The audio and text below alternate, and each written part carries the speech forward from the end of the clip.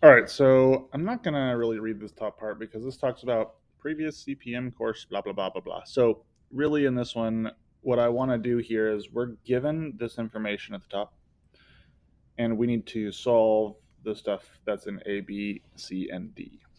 So, the stuff at the top is really meant to help us learn this rule between logs and their answers. And it might be a little bit tricky with this first one that we're given, so I'm really going to look at this one to start. And the pattern that I want you to notice here is that when we're dealing with these problems, is that if we take the base here of the log, if we raise it to this power, then we get this number that's on the inside. So in this case, 5 squared is 25. This has an invisible base 10. 10 to the power of 3 is 1,000. 2 to the power of 4 is 16.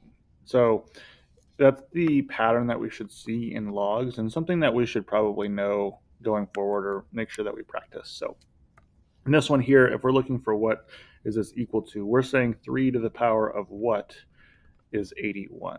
And so again, I need 3 times 3 times 3. So 3 times 3 is 9, times 3 is 27, times 3 is now 81. So it's 3 to the power of 4 is 81, which means that log base 3 of 81 is equal to 4. The next one here, we're saying 4 to the power of what is equal to 64. And this one here, that's going to be 4 times 4 is 16, times 4 is 64.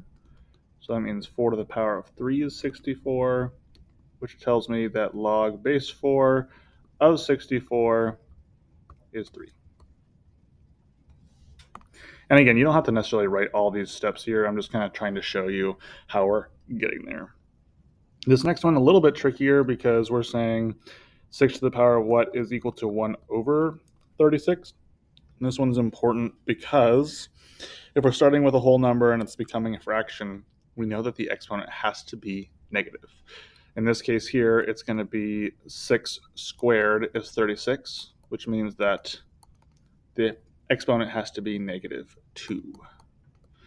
So that means the log base 6 of this fraction equals negative 2.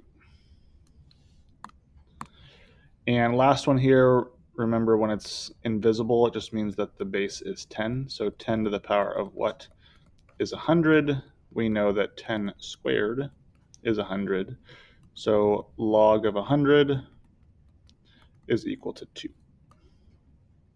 So that's the pattern of logs that we're going to need to know to be able to calculate things in our head.